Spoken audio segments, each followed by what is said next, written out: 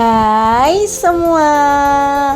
Karena kita udah berganti tahun ya, udah masuk di tahun 2024. Jadi kebiasaan buruk itu perlu dihilangkan. Ayo buat tahun sekarang kita belajar untuk tidak boros. Karena kalian tahu di setiap kontenku pasti aku bahas tentang uang jajan terus. Nah, di tahun ini aku berusaha untuk mengurangi jajan. Jadi setidaknya program diet juga sih. Tapi sampai sekarang juga masih belum turun berat badannya. Nggak apa-apa, dinikmati saja. Ayo ubah kebiasaan kecil yang biasanya kita lakukan, yang menurut kita itu biasa aja, tapi membuat dompet kita kering kerontang. Waktunya untuk diubah supaya kita nggak boros. Uangnya bisa ditabung untuk kita pakai hal lain yang lebih bermanfaat gitu, daripada nambah lemak doang di tubuh. Jadi pembahasan kali ini tentang kebiasaan kecil yang harus dihindari agar tidak boros di tahun 2024. Ada beberapa hal yang membuat kita itu boros tanpa kita sadari loh. Aku share ini supaya kita bisa sama-sama belajar buat jadikan tahun 2024 lebih baik lagi dengan cara hemat yang tidak menyiksa. Karena aku juga nggak mau kan ya kita terlalu hemat tapi hidup kita tersiksa, kita tidak bisa menikmati hidup. Dramatis banget gak sih? Ada 4 poin yang mau aku bahas, dan semua itu sesuai dengan pengalaman yang udah aku lakukan ya. Jadi semua itu sesuai dengan kisah nyata. Buat yang pertama ada kebiasaan jajan. Di sini siapa sih yang nggak suka jajan, kayak makan di luar atau sekedar nongkrong doang sama teman-teman? Gini nih konsepnya, ketika niat kita untuk jalan-jalan keluar rumah, sudah pasti ada uang yang akan keluar kan, entah sekecil apapun itu. Nggak mungkin kan kita mau keluar tapi nggak minum, nggak makan. Contoh nih, kita niat nongkrong sama teman-teman, ya kali bekal dari rumah kan nggak mungkin dong. Sekecil apapun pengeluaran, kalau kita udah lakukannya sering dan sudah menjadi kebiasaan, maka akan menjadikan kita boros. Apalagi banyak banget para wanita seperti aku juga sih, bisa membeli makanan daripada membeli daster yang padahal di rumah dasternya juga udah bolong-bolong. Lebih suka nambah lemak.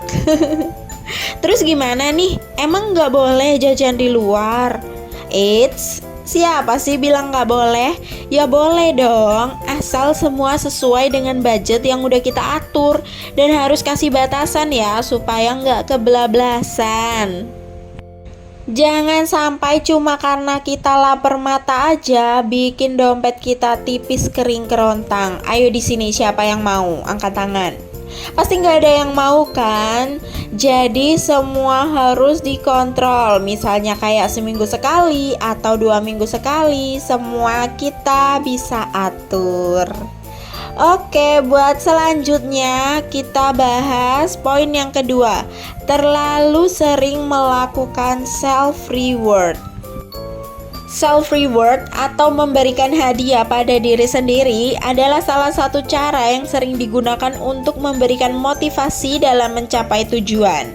Tapi apa kita pernah berpikir bahwa kebiasaan self reward yang berlebihan bisa memberikan dampak negatif pada diri sendiri? Hal ini terjadi karena kebiasaan memberikan reward yang berlebihan dapat membuat kita merasa puas dan tidak termotivasi lagi untuk melakukan tugas atau pencapaian tujuan yang lebih sulit.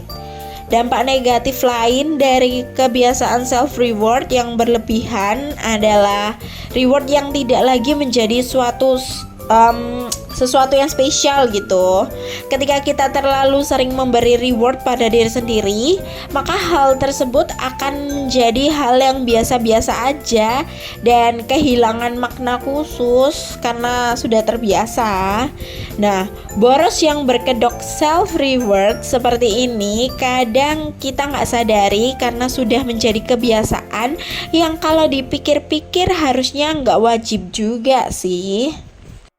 Rata-rata kegiatan ini dilakukan oleh generasi milenial atau Gen Z karena mereka ngerasa kayak udah capek sedunia, kerja keras banget yang memerlukan hasil. Jadi semua perlu self reward.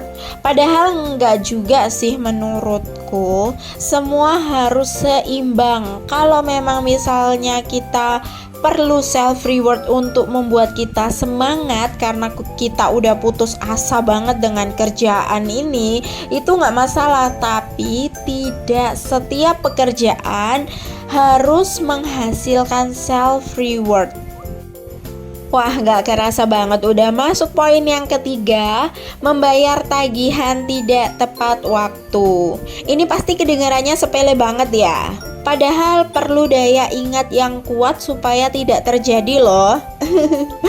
Misalnya, bayar pajak motor, pajak bangunan, bayar tagihan wifi, bayar tagihan air PDAM, atau tagihan lainnya.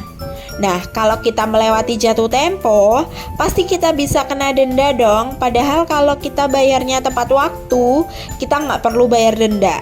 Jadi, jangan sepelekan hal kecil. Aku punya tips nih supaya kita bisa bayar tagihan tepat waktu. Buat yang pertama, saat gajian dan sudah melakukan budgeting, langsung saja lakukan pembayaran atau tagihan yang perlu dibayarkan, entah itu lewat m-banking atau pembayaran langsung.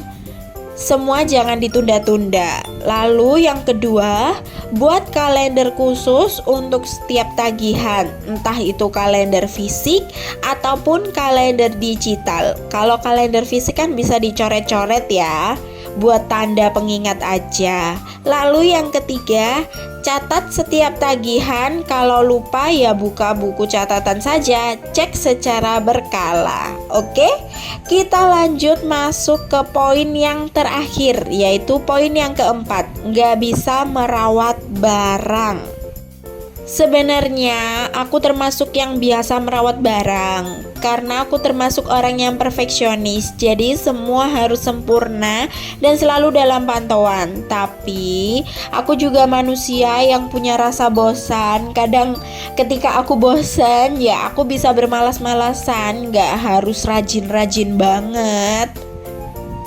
Nah, yang aku bahas di sini adalah kita harus bisa merawat barang yang kita punya supaya usia barang tersebut bisa bertahan lebih lama dan gak ada kata beli yang baru, kecuali memang perlu.